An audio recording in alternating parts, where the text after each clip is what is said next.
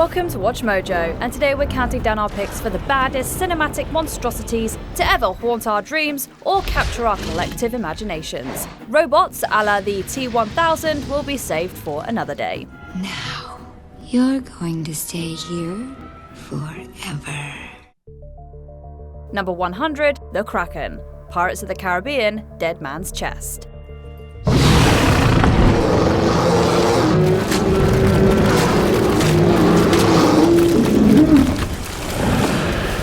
The aquatic monster of legend and lore possesses a long and storied cinematic history. The Kraken has appeared in such films as 1981's Clash of the Titans, as well as this entry from Disney's Pirates of the Caribbean franchise.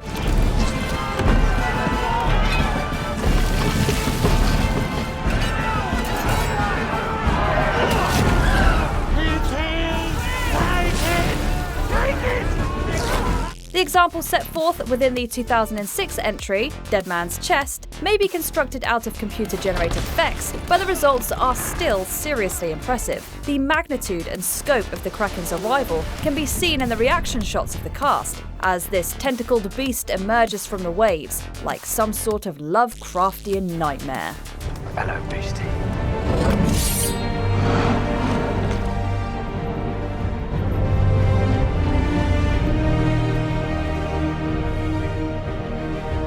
Number 99, Lord of Darkness, Legend. What have we here?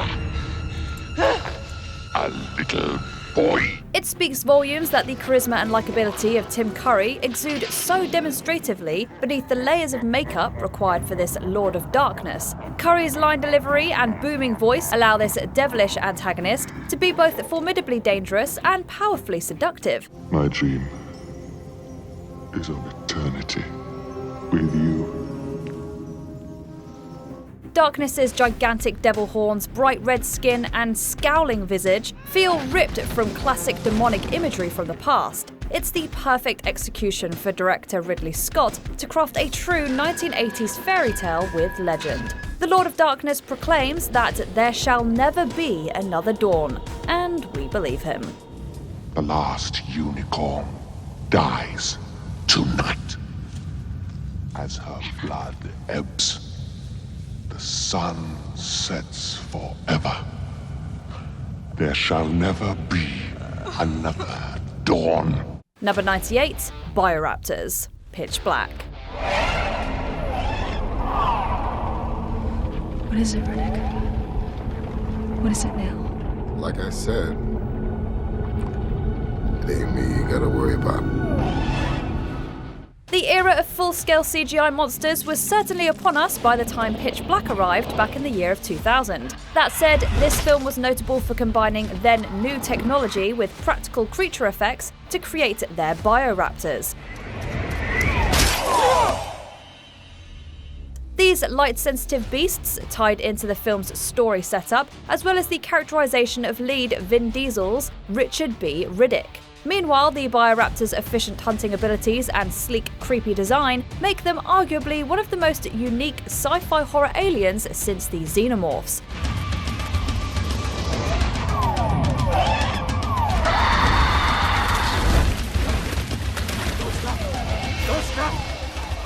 Come on! They're deadly and formidable assassins, winged death angels, that bring the characters of Pitch Black a nearly insurmountable level of danger. Number 97, Redosaurus, the beast from 20,000 Fathoms.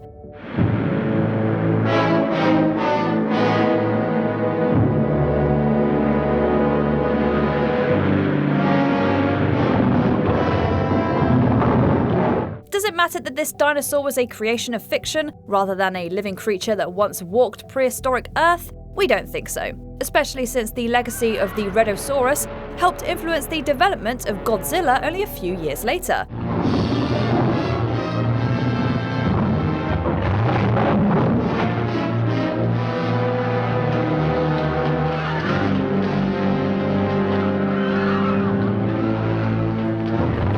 This gigantic dinosaur first appeared in a story by the legendary Ray Bradbury, before being constructed by special effects titan Ray Harryhausen.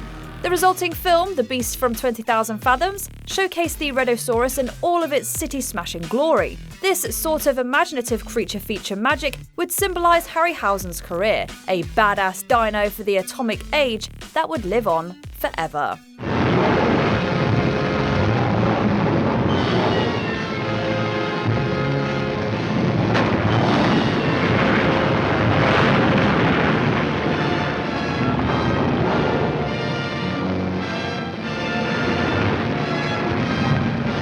Number 96, Audrey 2, Little Shop of Horrors.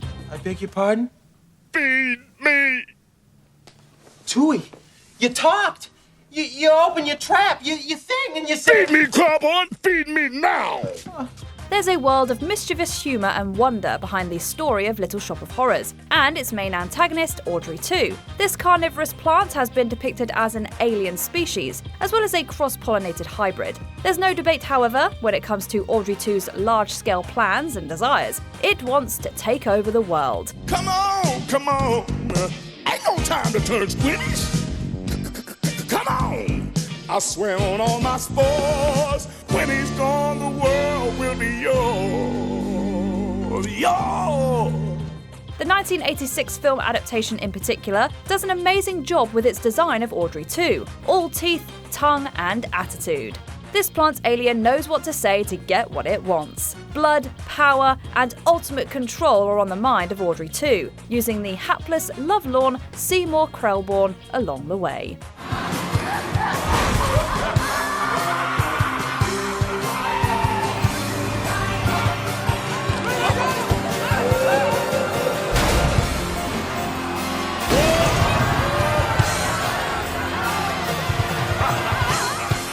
Number 95, Many, Many Monsters, The Cabin in the Woods. Oh.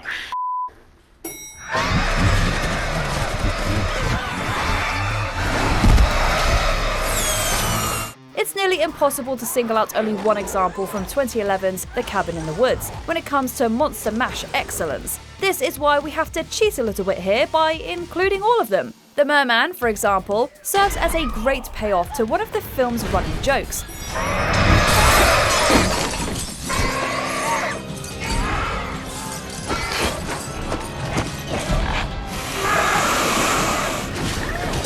Meanwhile, Fornicus is an obvious riff, both stylistically and with its moniker to Pinhead from Hellraiser. This all speaks to the writing team of Drew Goddard and Joss Whedon's obvious affection for classic horror cinema. The tropes are played with, sure, but the monster designs are actualized in a marvelous way. Oh, come on! Number 94, Killer Clowns. Killer Clowns from Outer Space. Oh, pizza.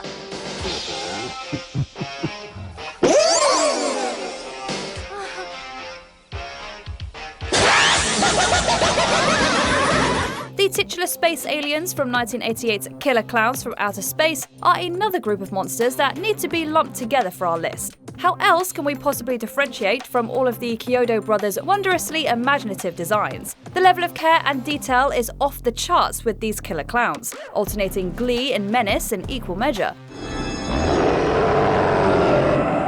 I don't want to play here anymore. Can we go home now? For example, the shadow puppet sequence is obviously played for laughs. Yet the human puppetry of co-star John Vernon is surprisingly grim and dark. Don't worry, Dave. All we want to do is kill you. It's this celebration of the macabre that ultimately helped Killer Clowns from Outer Space retain its cult classic status over the years.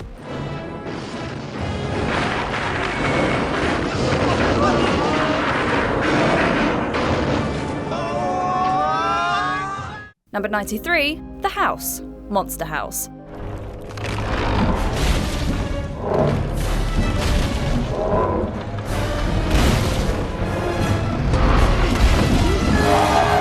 Whoever said that animated fare for kids needed to be safe and sanitary 100% of the time?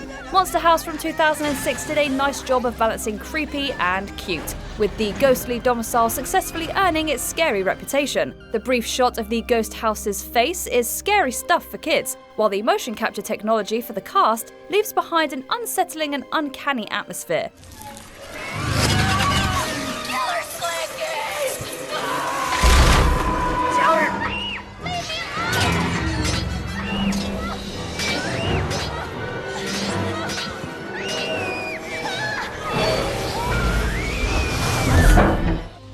comes together in a manner that allows Monster House to live on in the imaginations of those who first saw it as children.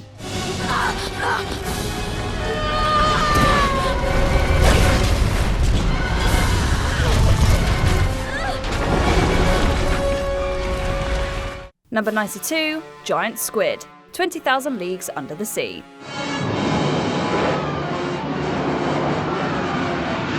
Give me a harpoon! I work behind it! Stay back here!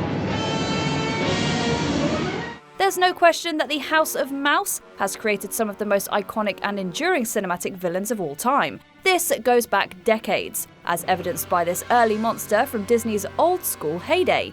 The giant squid from 20,000 Leagues Under the Sea terrified young moviegoers when similar creatures weren't always designed with this much attention to detail.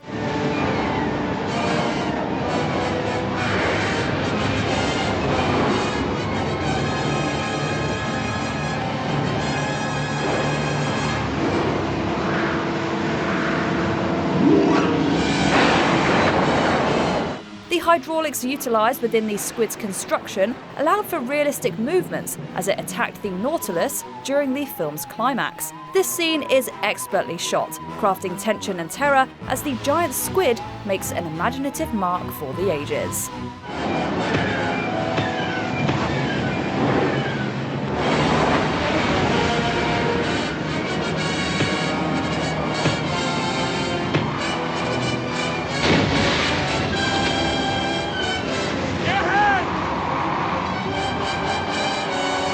Number 91, The Rancor, Star Wars Episode 6, Return of the Jedi.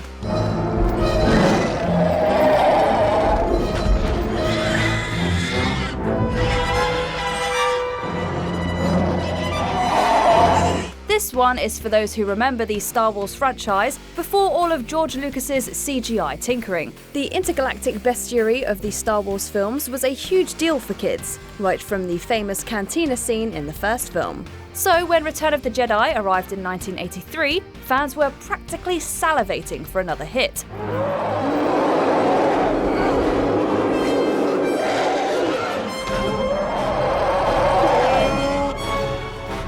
The Rancor didn't disappoint, debuting as Luke Skywalker is dropped into a pit while confronting Jabba the Hutt. The creature's toothy maw and reptilian skin felt like a real threat to Skywalker, with the resulting fight serving as one of the film's earliest highlights.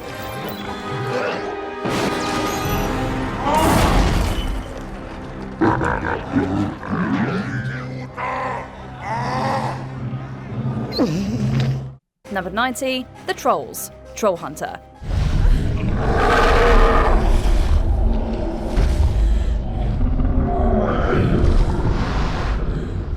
It would have been easy for 2011's Troll Hunter to fall flat on its face concerning its presentation. The found footage approach to filmmaking was already getting long in the tooth at this point, while computer-generated monsters often varied wildly in quality. Yet this is ultimately why Troll Hunter is so fondly remembered today, because it successfully avoids all of these pitfalls.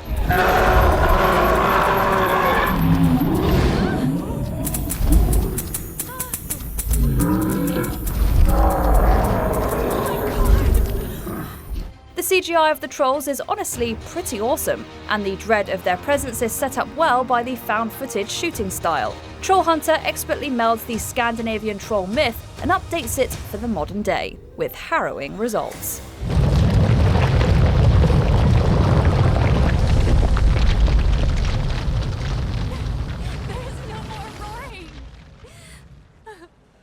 Number 89, Krampus. Krampus.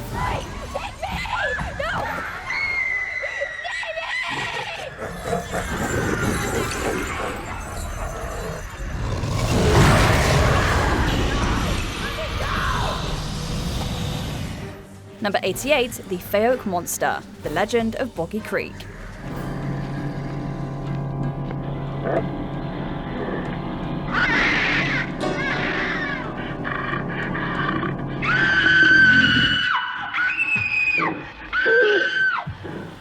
Number 87, The Rhino, James and the Giant Peach. I'm not afraid of you!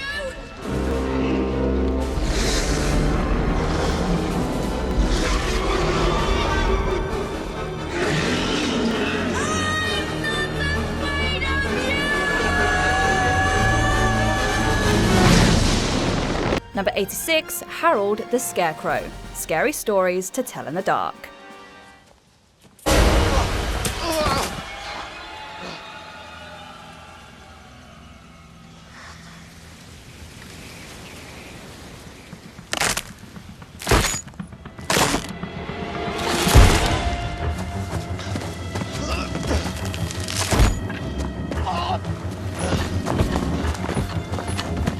Number 85, the Gillman, creature from the Black Lagoon.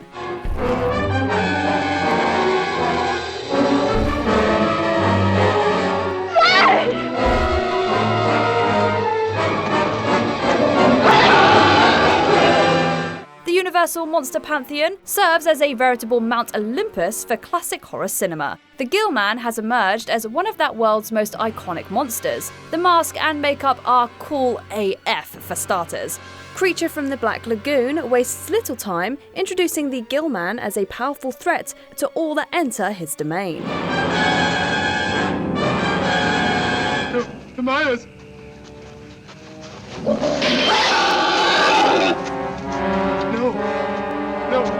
No! This creature may be defending its lagoon from invaders, but the Gillman has proven it's willing to kill on territorial grounds. As a result, this universal monster is a danger for just about anyone who dares to dip below the waves.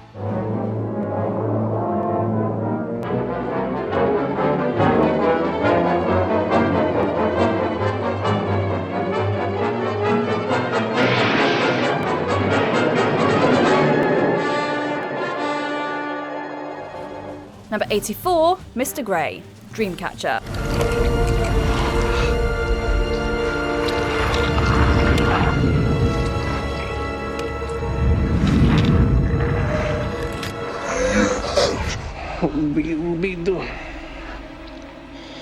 We have some more to do now.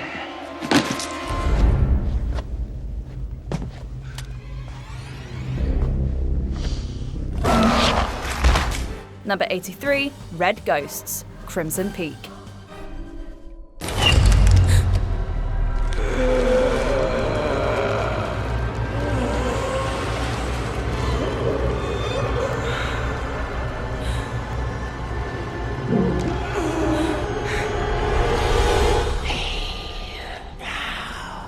Number 82, The Davis Baby, It's Alive.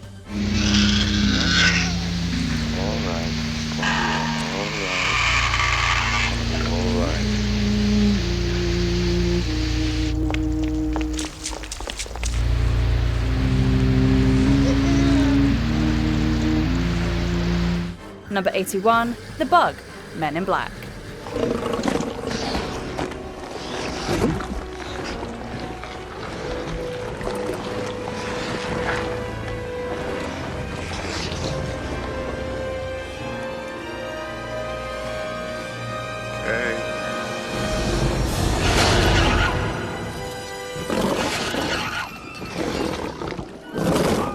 Number 80, Brandon Breyer, Brightburn. Consider this one to be a what-if scenario for all time. What if Superman was evil? The 2019 film Brightburn attempts to answer this question, doing so with the character of Brandon Breyer. The origin story is similar to Clark Kent as Superman, only with a completely different outcome and execution. Did you hurt Noah? What did you do to him? He was my friend! And you just leave me alone! Breyer's intentions actually wind up being nefarious, growing up to become a villain, despite the best intentions of his adoptive parents. There's a tragedy at play here, one that questions the limits of parental love, when it's countered with pure evil. Sure, this is a moral conundrum that's been asked in cinema before, but Brightburn reframes it with an interesting superhero lens.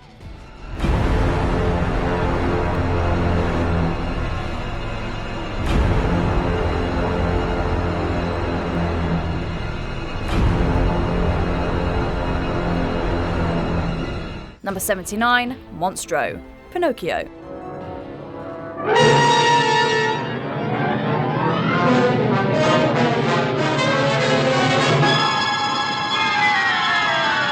they come! Oh no! Oh! Number 78, Valak, the Conjuring franchise.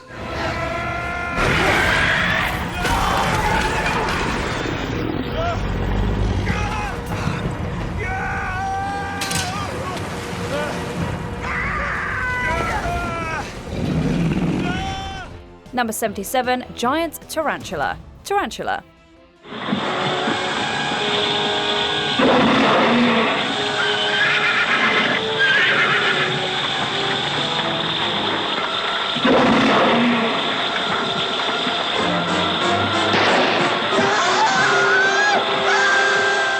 Number 76, The Basilisk, Harry Potter and the Chamber of Secrets.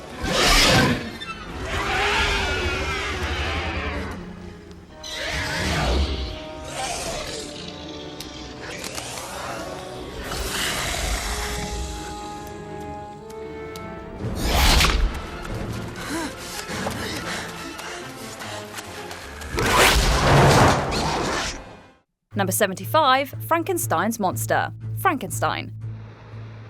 Take care there, Frankenstein, take care.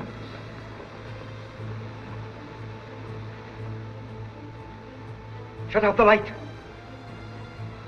The malleable nature of the Universal monsters has allowed them to be adapted by other film studios, such as Britain's Hammer Films, to great success. However, there's something definitive about the universal design of Frankenstein's monster that's gone on to become forever linked with Mary Shelley's literary creation. Who are you? I'm Maria. Will you play with me? This is a character that's defined by hate, fear, and misunderstanding. The monster didn't ask to be created by Dr. Frankenstein. Those killed by it are usually victims of accident, or at the very least, misdirected rage. Yet the tragedy of Frankenstein's monster doesn't altogether make up for this stitched-together, macabre monstrosity. Name of God! Now I know what it feels like to be God! Oh. Number 74, The Horned King, The Black Cauldron. Yes, my soldiers. Soon the Black Cauldron will be mine. Number 73, Otachi, Pacific Rim.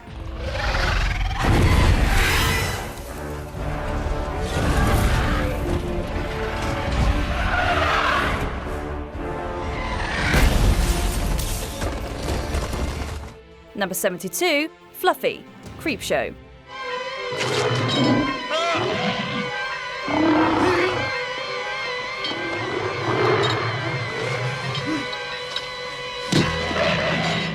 Number 71, Smaug, The Hobbit Trilogy. I think our little game ends here. So tell me, thief, how do you choose to die?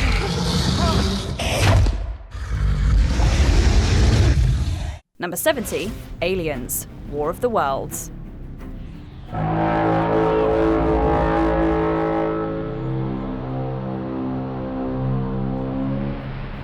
Steven Spielberg was definitely on that short list of directors capable of adapting H.G. Wells' classic sci-fi novel to the silver screen. Practical models and computer-generated effects were used to develop the long-legged aliens at the center of War of the Worlds.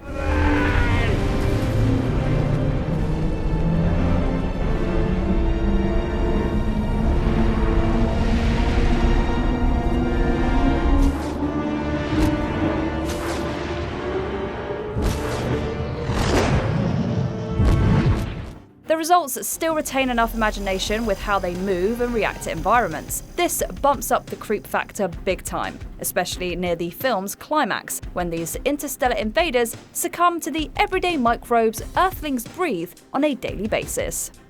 Everybody down!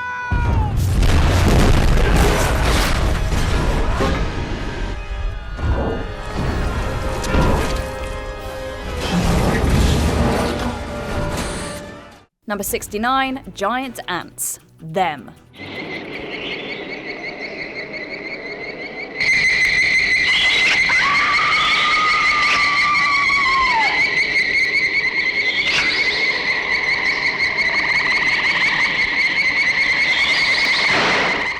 Number 68, Behemoth, The Mist.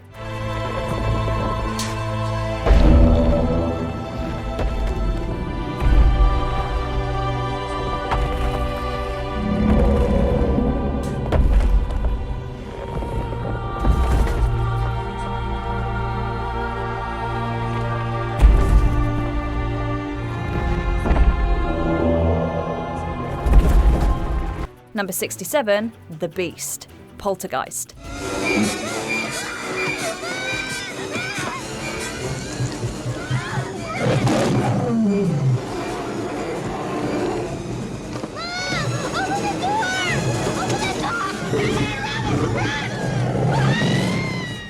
Number 66, The Creeper, Jeepers Creepers.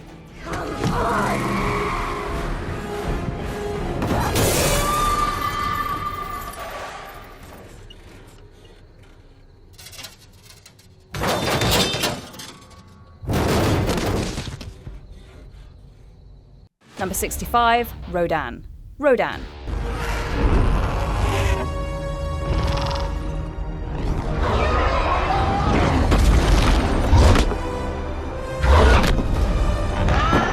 Old school fans of kaiju cinema will likely remember how cool it was to see how Toho would introduce a new monster.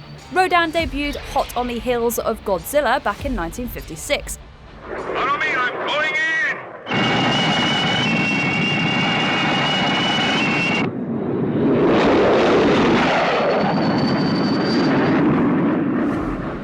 Starring in his own film, alongside a female mate, before joining Big G's bestiary with the 1964's Ghidorah, the three-headed monster.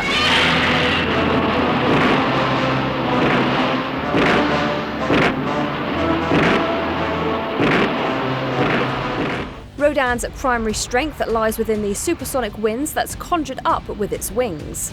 Additionally, the Fire Rodan evolutionary form lends this irradiated pteranodon some seriously upgraded powers.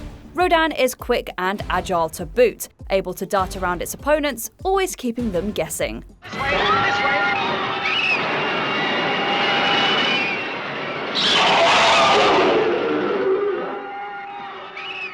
What did the tank platoon send? Yes, sir. What can we say? Rodan is a true winged assassin. Number 64, The Long One, Slither. You said prepare once! You lied! Bitch! Flat! Oh! Number 63, Oogie Boogie, The Nightmare Before Christmas. Well, well, well. What have we here? Santa Claus, huh? Ooh, I'm really scared. So you're the one everybody's talking about. Number 62, Gabriel, Malignant.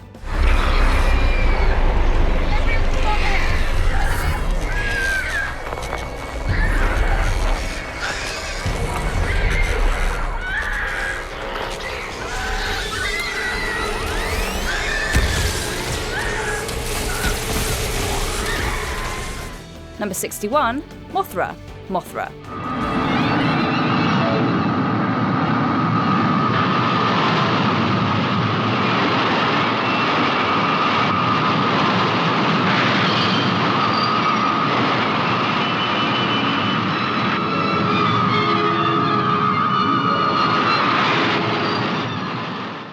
Number 60, Mutant Family, The Hills Have Eyes.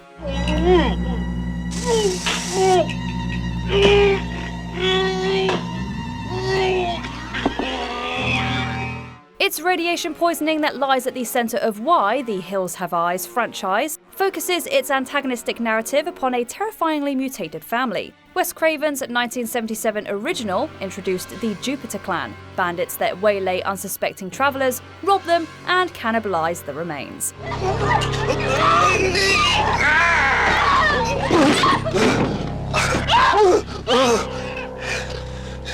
You son of a bitch!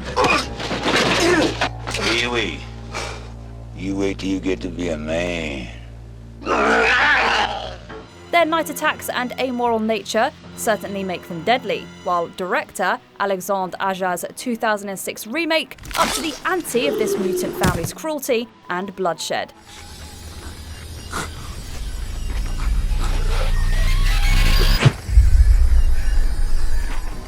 It's actor Michael Berryman who's probably most synonymous with the franchise, thanks to his memorable performance as Pluto, one of Jupiter's depraved sons.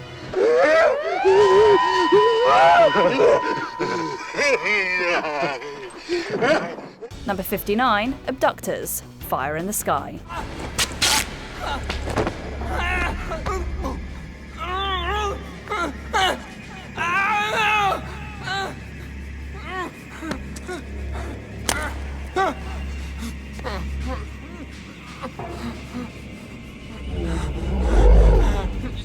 Number 58, Cooper, Super 8. Hey, come on, we gotta get out of here.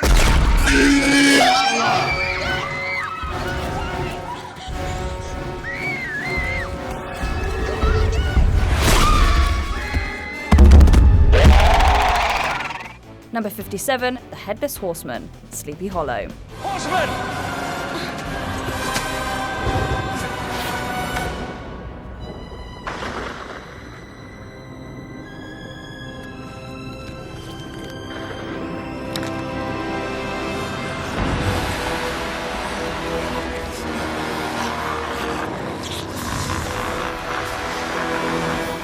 Number 56, Gamera, Gamera franchise. I see!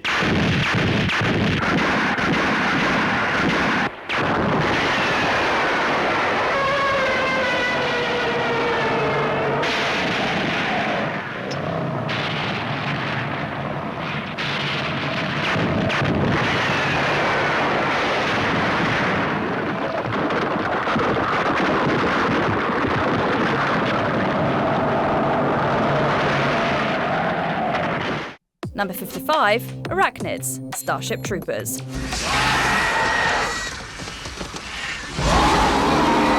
I don't know. Kill them! Kill them all!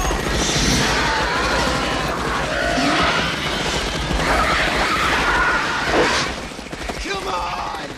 Hey, children of the 90s, did any of you guys sneak a peek into the unrepentantly violent Starship Troopers back when it was released in 1997? This film from director Paul Verhoeven combines political satire and popcorn bloodshed to the tune of cult classic status. Before we hit Tango Urilla, after Fleet glasses the planet, MI mops up. Carry on.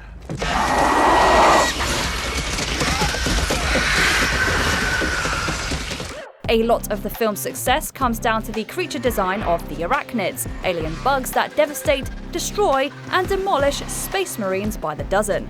Their colonization efforts will stop at nothing, and they offer no mercy to any planet in their sights. So watch out. You know what this is? Sure you do. You're some kind of big, fat, smart bug, aren't you?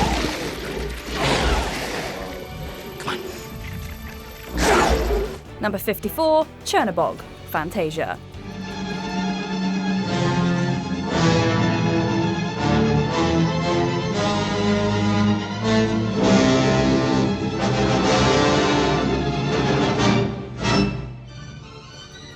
Number 53, Ghosts, Paranormal Activity franchise.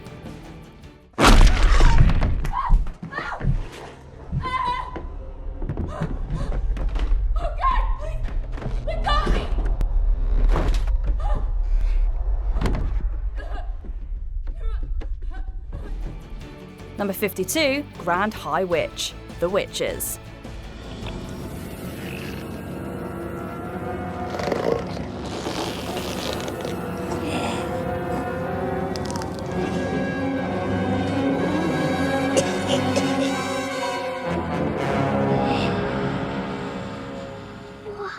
Witches of England. Number 51, The Balrog, The Lord of the Rings, The Fellowship of the Ring.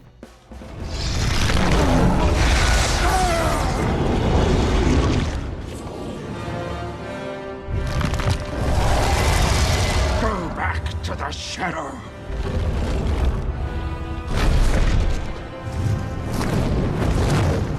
Number 50, Chucky, Child's Play franchise. We admit that it's honestly difficult to imagine a world where a tiny doll is more frightening and dangerous than a life-size serial killer. Yet, here we are with Chucky the Killer Doll. I said talk to me, damn it, or else I'm gonna throw you in the fire!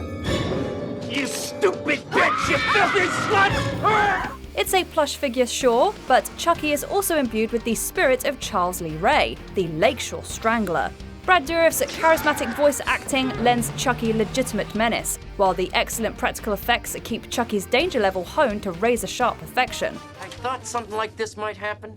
That's why I prepared for it. What are you talking about? Your own personal mojo, Doc. Give me that. Sure. How do you want it? Broken leg? This good guy doll may be short, but he walks tall and carries a big knife. Number 49, Bathsheba, The Conjuring. Don't let this thing do this. You gotta fight it. I know you're stronger than Sirius. You gotta fight it. Keep it going, Roger. You guys stay with us, all right? Come on back, Carolyn. Lorraine, that's it. Get her back. Remember what you showed me. Number 48, Red-Eyed Demon, The Wailing.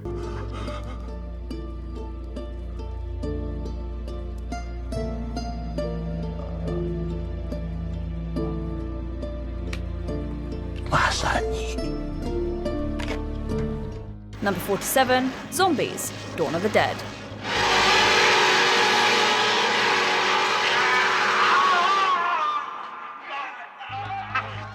Number 46, Jean Jacket, Nope.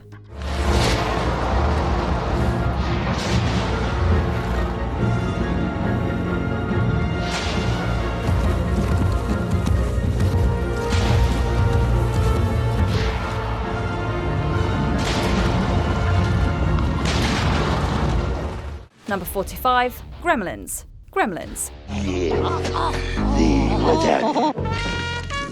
Gizmo and the Mogwai may be impossibly cute, but the Gremlins serve as the darkened mirror image of their adorable nature. Stripe in particular stands out from Joe Dante's original film, a mean-spirited menace with a face only a mother could love.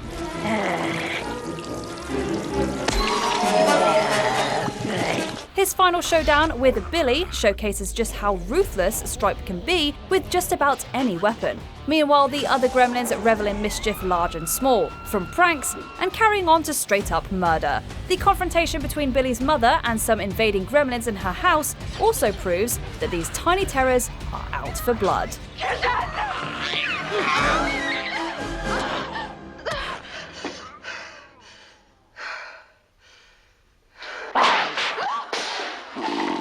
Number 44, The Ghosts, The Haunting.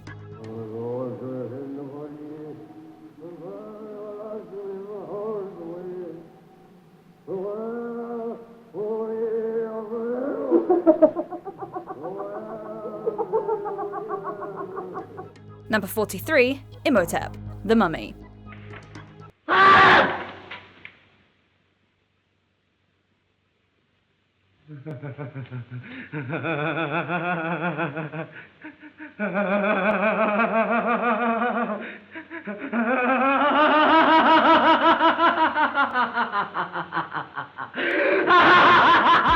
Number 42, Bagul, Sinister.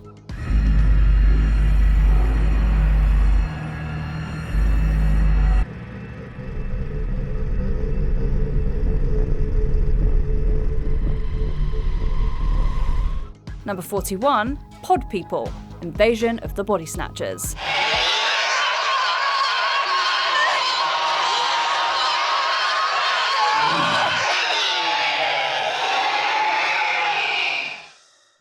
Number 40, Deadites, the Evil Dead franchise.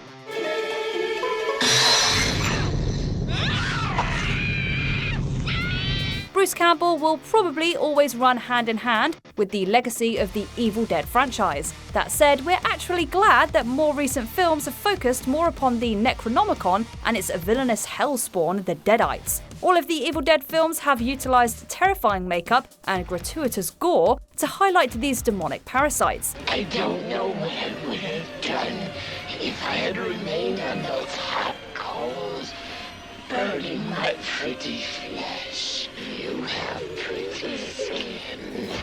This applies to both the Deadites themselves, as well as the humans possessed by their unholy evil.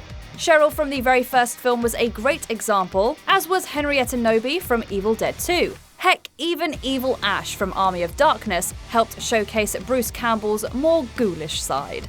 I'm bad, Ash. And you're good, Ash. You're goody little two shoes. You're goody little two shoes, goody little two shoes. Little goody two shoes, little goody two shoes, little goody two shoes, little goody two shoes, little goody two shoes. Number 39, Art the Clown, Terrifier franchise.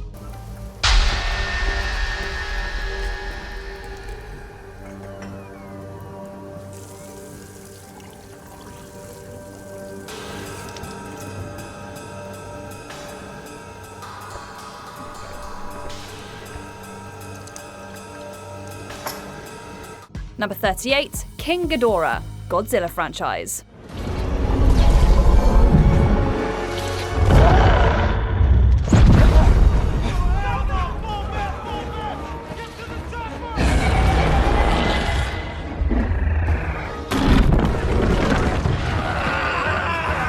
Number 37, Graboids, Tremors franchise. Must be a million of them! Nope, just one.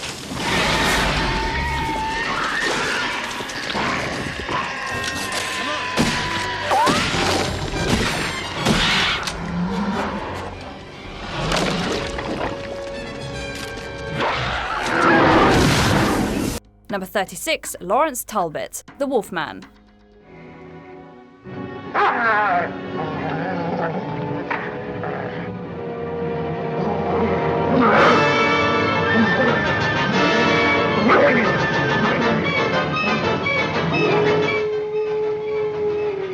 Number 35, The Beldam, Coraline.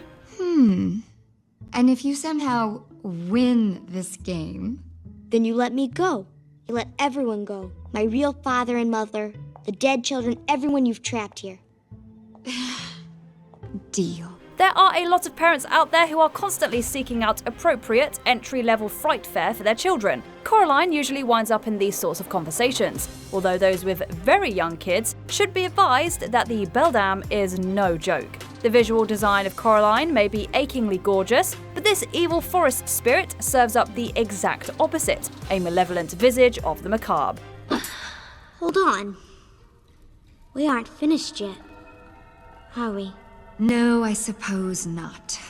After all, you still need to find your old parents, don't you? The Beldam is initially welcomed by Coraline as an escape from her real-world issues connecting with her parents. Yet the spirit's true nature and designs are eventually revealed. Those soulless button eyes take on a whole new level of horror.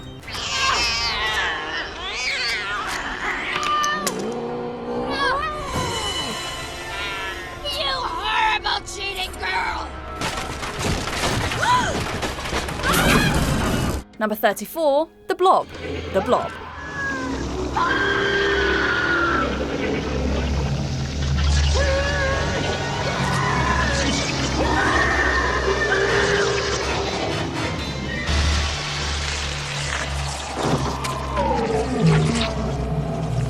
Number 33, Count Dracula. Dracula.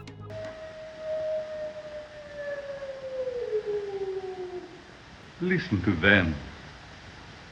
Children of the night. What music they make. Number 32, Pumpkinhead. Pumpkinhead franchise.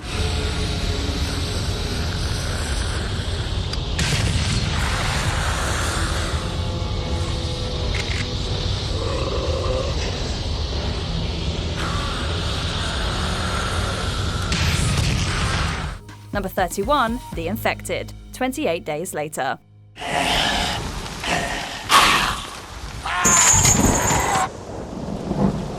What was that? Lightning. Number 30, King Kong. King Kong franchise.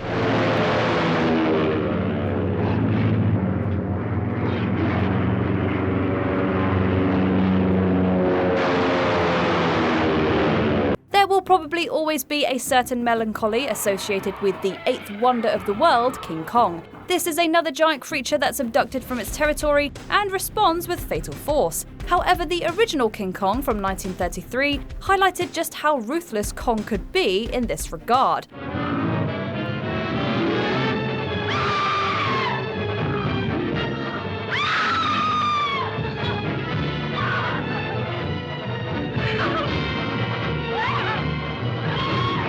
The screams of Kong's victims as he decimates the expedition to Skull Island are pretty harrowing. His rampage through New York is equally destructive, claiming the lives of multiple human victims. Finally, these shots of people caught in Kong's jaws would become indelibly linked with just how dangerous this kaiju could be when provoked.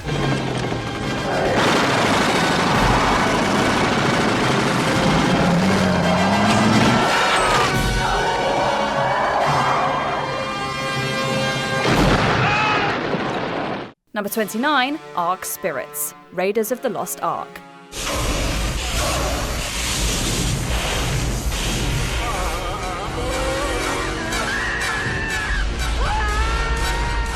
Number 28, The Entity, It Follows. Don't open the door. See? Everything's okay.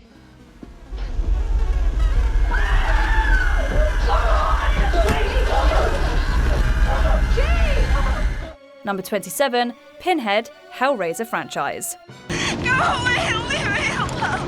Oh, no tears, please. It's a waste of good suffering. Number 26, Clover, Cloverfield. Oh my god, they hit it! They just hit it right now! You guys, they just hit it! They hit it with... Oh my god! Yeah, they hit it! You guys, they hit it! Number 25, Godzilla, Godzilla franchise.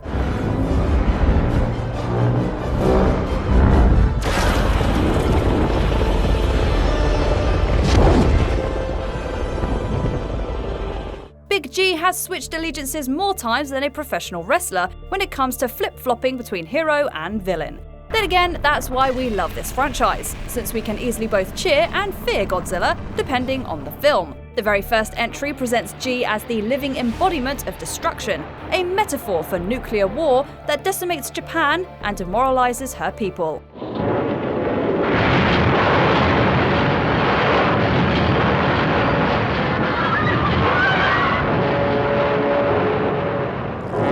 This narrative thread is connected with other more recent entries like Shin Godzilla and Godzilla -1, reminding us about the terrifying nature of Godzilla's unstoppable anger.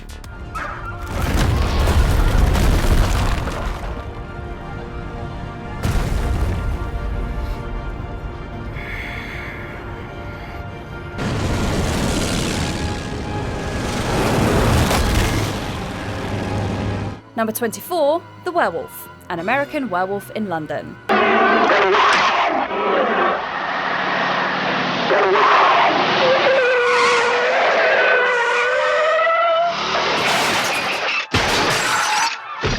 Number 23, Pazuzu, The Exorcist.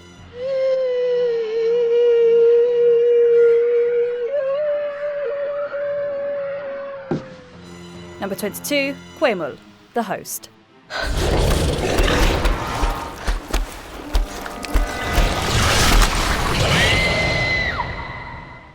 Number 21, Yautja, Predator franchise.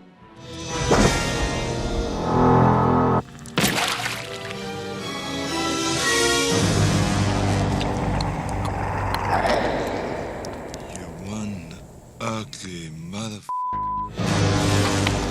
Number 20, The Crooked Man, The Conjuring 2. Valak is the primary antagonist of the Conjuring series, and it takes its scariest form in The Conjuring 2 as the Crooked Man. There was the Crooked Man.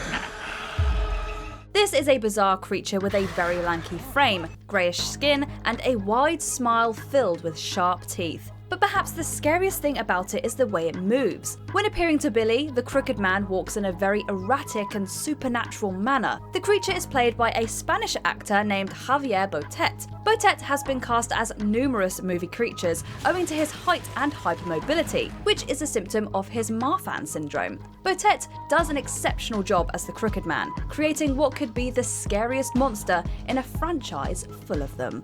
Here I come. Am I talking to the spirit that's oppressing this family? Number 19, The Dementors, the Harry Potter franchise. Introduced in The Prisoner of Azkaban and appearing sporadically throughout the franchise, the Dementors are some of the freakiest monsters in young adult literature. What a Dementor really is, no one really knows. All we know is they're wraith-like creatures that guard the most notorious prison in the wizarding world. What was that thing? Okay. It was a Dementor, one of the guards of Azkaban. It's gone now. It was searching the train for Sirius Black. Their physical appearance is quite startling, but it's what they do that's most terrifying. With the help of their circular gaping mouths, Dementors glide towards their victims and quite literally suck out their souls. Listen, Harry, they've captured Sirius. Any minute the Dementors are going to perform the kiss. You mean they're gonna kill him? No, it's worse. Much worse. They're going to suck out his soul. One Dementor is terrifying, let alone a large group of them. There's a reason even the most hardened criminals fear them with every inch of their being. Number 18, the Wendigo. Antlers. The Wendigo is a mythological creature originating in First Nations folklore. It's appeared in numerous pieces of pop culture throughout the years, typically as some type of large beast-like creature that preys on humans. An absolutely terrifying iteration of the Wendigo appears in Antlers. The kind of thing you taught in California? I don't think that's gonna fly here. The physical design of this monster is both imaginative and wonderfully realised. Towards the end of the film, Carrie Russell's character comes across the Wendigo in the dark and sees a human face is draped over its head. That image alone is worth the price of admission, but the rest of the creature is equally terrifying. Suffice to say, this is the last thing we'd want to see inside a flashlight beam.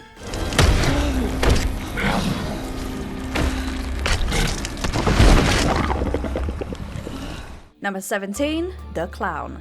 Krampus. We don't know how people think of these things. The Clown doesn't get much screen time in Krampus, but its design is unforgettable. Oh, come on. It consists of a very large, worm-like horizontal body, but the most imaginative element of the monster is easily its face. The Clown has a face much like a vintage porcelain doll, and a massive, fleshy mouth that opens wide enough to devour humans.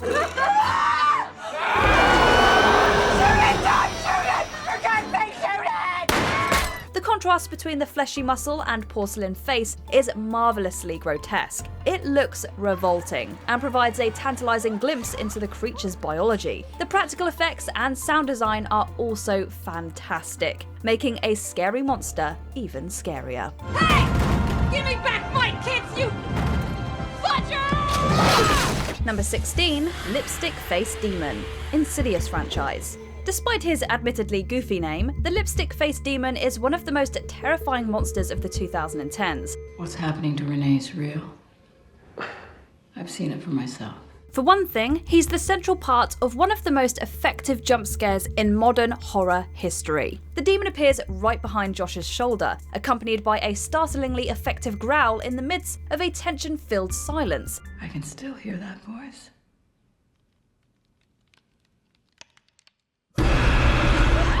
Its design is fairly typical of devils or demonic creatures, complete with a red and black face and hooves. Regardless, its design is still very effective, and the Lipstick Face Demon helped turn the Insidious franchise into the box office mega success it became.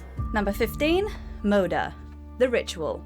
Who knew that this little British film would produce one of the most effective monsters of the decade? Moda is another Wendigo-like creature, appearing in full at the very end of The Ritual. It doesn't get much screen time, but the time it does get is both haunting and impressive.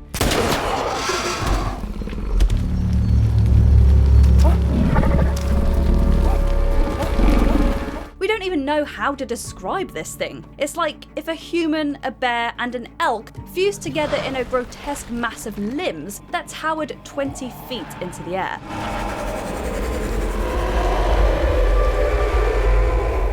The physical design of this monster is simply incredible, with its dangling human arms, torso-like antlers, and beady yellow eyes being particular highlights. We don't know what it is, but then again, we don't really want to find out.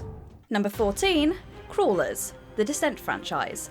Caves are a frightening place to be. We instinctively fear them because they're dark, deep, and labyrinthine.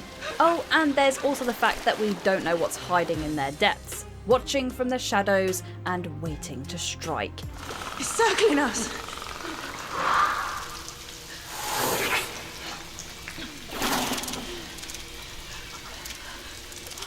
Where is it? The descent starts scary enough, but it gets even worse when the crawlers get involved. These are humanoid creatures who've lived in dark caves for an undetermined amount of time.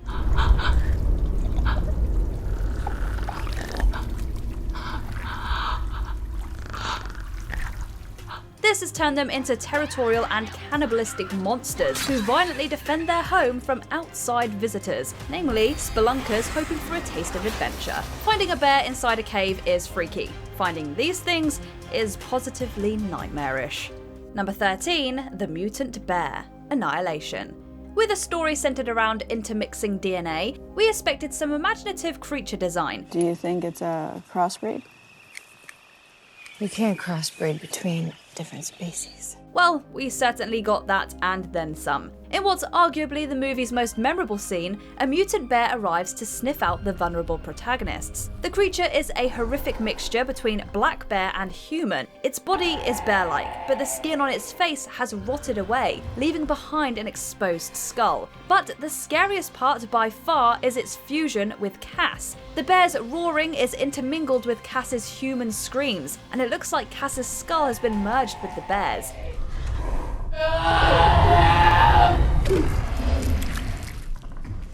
Both the sound and physical design of this creature are masterful, combining to create one of the most unforgettable movie monsters in recent memory. Number 12, the Babadook. The Babadook.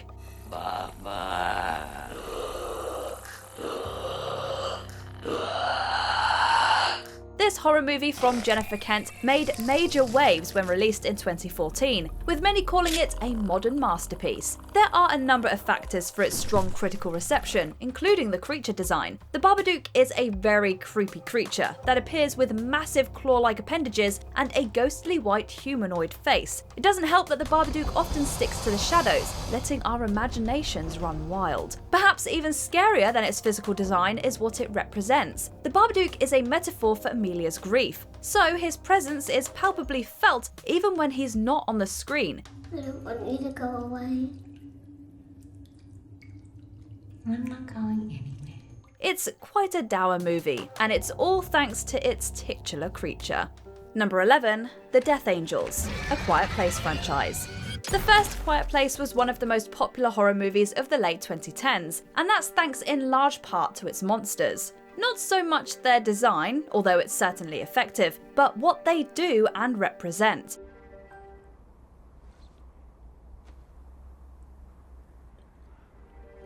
With the help of hypersensitive hearing, the monsters pounce on anything and anyone that makes noise. This causes everyone to live in constant fear and paranoia, forced to monitor each and every activity for even a modicum of sound. Their danger is horrifically established in the first 5 minutes of the movie, when a long-legged creature swipes young Beau before his family's eyes.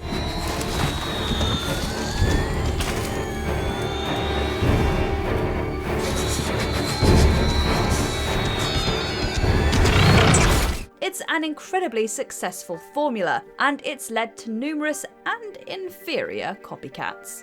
Number 10, The Blair Witch. The Blair Witch franchise. Despite initially never appearing on the screen, The Blair Witch is one of the scariest movie monsters of all time. What we don't see is always scarier than what we do. I'm scared to close my eyes. I'm scared to open them. It lets our imaginations fill in the gaps, and our imaginations are always scarier than what can be conjured through practical effects. It also helps that the Blair Witch Project is so masterfully constructed. The inventive camera work and strong acting had the world convinced that this was genuine footage, at least for a little while. We know hardly anything about the Blair Witch, its history, what it wants, etc. All we know is that it causes incredible paranoia in its victims, and that's certainly enough for us. Nothing happened. I'm just very hungry and I'm very tired. And I'm very scared and I just want to go home, okay? Okay. Number 9, Jaws. Jaws. Steven Spielberg has long been regarded as one of the best directors in movie history, and he became a household name with Jaws. The movie's filming process was notoriously awful, complete with a mechanical shark that never seemed to work. But Spielberg pulled it off with some imaginative filmmaking techniques.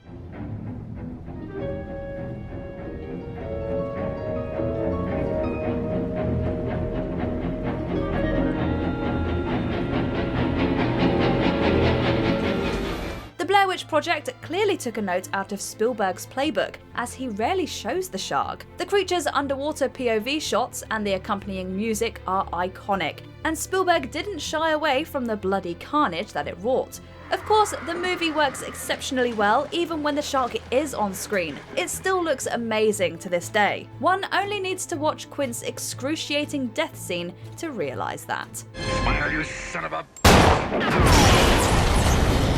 Number 8. Rexy, the Jurassic Park franchise. There's no exaggerating it. The T-Rex's appearance in Jurassic Park is one of the most iconic scenes in movie history. Say again.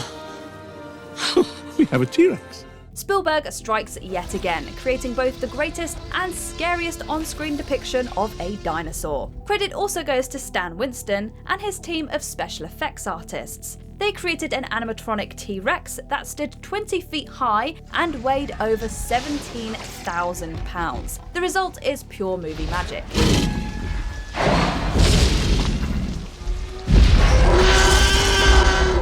Boy, do I hate being right all the time. Everyone who's seen Jurassic Park has fond memories of the pounding rain, the shaking water, the approaching booms and shakes, and the face of the T-Rex appearing over the fence. And that roar. Oh god, that roar. Hey! Number 7. Count Orlok, Nosferatu. It's amazing how Count Orlok has stood the test of time. Conceived and filmed in the early 20th century, Orlok has nevertheless remained a haunting symbol of the horror genre. While the character is based on Count Dracula, or more accurately ripped off from Count Dracula, he shares little in common with other on-screen iterations of the iconic character. He's far more demonic in appearance, complete with tall, lanky frame, pointy claws, and that incredibly creepy face that's caused a century's worth of nightmares. We tend to think of silent films as crude predecessors of modern cinema, but Orlok's design proves otherwise.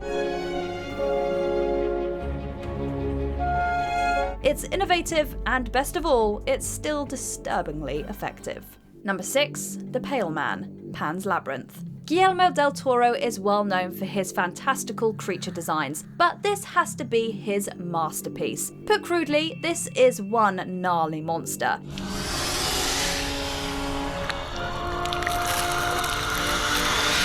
Its white skin hangs in slabs off its torso, and most famous of all, its eyeballs are in the palms of its massive clawed hands. It's a masterclass in imaginative monster design. The Pale Man is played by a contortionist named Doug Jones, and he does an exceptional job with the creature's slow and erratic movements. And worst of all, this thing eats children. The entire sequence is ripped straight out of a nightmare, from the design of the monster to the way it slowly chases Ophelia down a long corridor. It's great stuff. Horrifying, but great.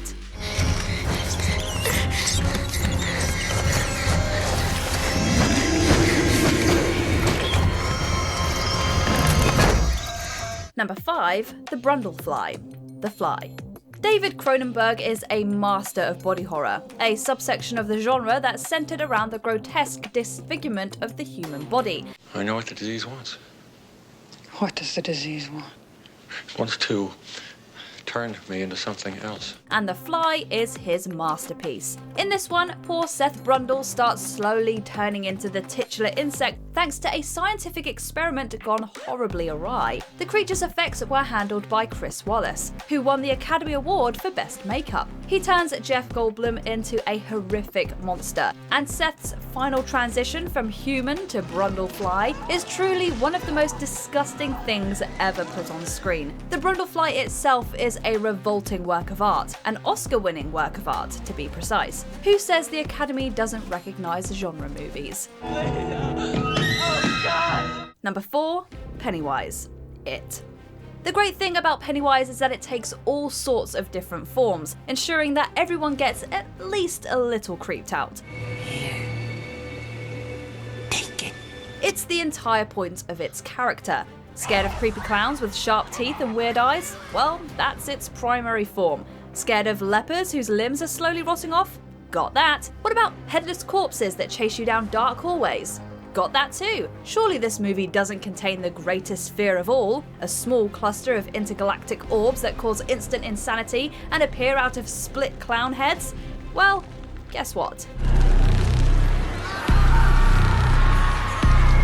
Pennywise's taunting personality is also gleefully unnerving, and Bill Skarsgård does a wonderful job with the character's more malicious tendencies. Number 3, The Thing. The Thing. We never actually see the Thing. It's an alien entity that takes the physical form of those it assimilates, and in this case, a group of isolated scientists working in Antarctica. It isn't Venom.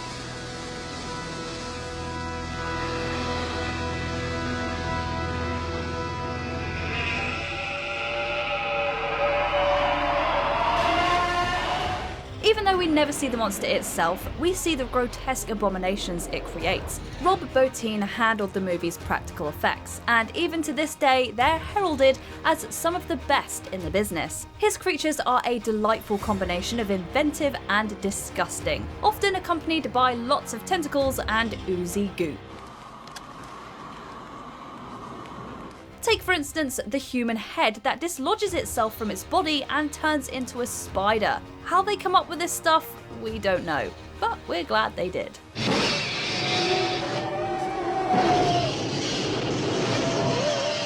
Number 2, Shelob, The Lord of the Rings, The Return of the King. While Shelob is little more than a giant spider, it nevertheless remains one of the scariest movie monsters in recent history. It works thanks in large part to the tension that director Peter Jackson wrings out of the character. We could let her do it. We hear about Shelob in The Two Towers, but we don't get to her until well into The Return of the King. And even when we do, her appearance is preceded by an eerie cave filled with skeletons, hanging animal corpses, and massive webs. Shelob is one of the most dangerous creatures in the trilogy, and she nearly ends the entire quest when she stabs Frodo in the gut.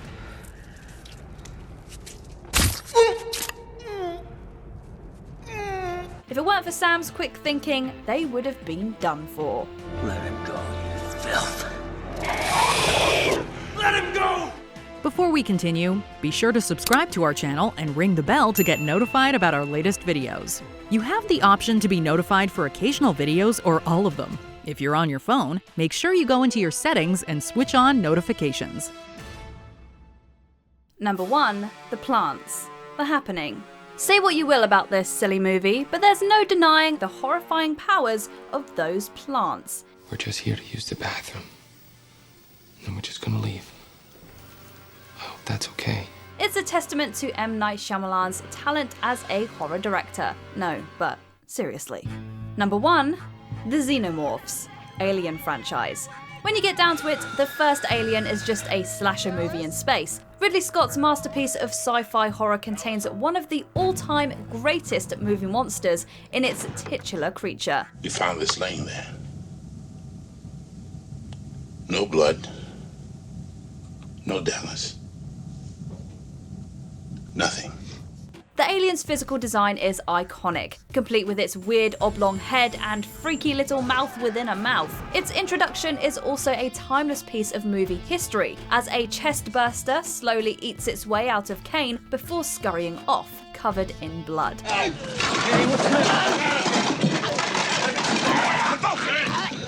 The possibilities are endless when it comes to aliens, but sometimes the simplest designs are the most effective. This is just a tall, somewhat humanoid alien that hides in the air ducts and remorselessly eats people, and it remains horrific to this day. Which movie monster do you feel is underappreciated? Shout out your favourite in the comments.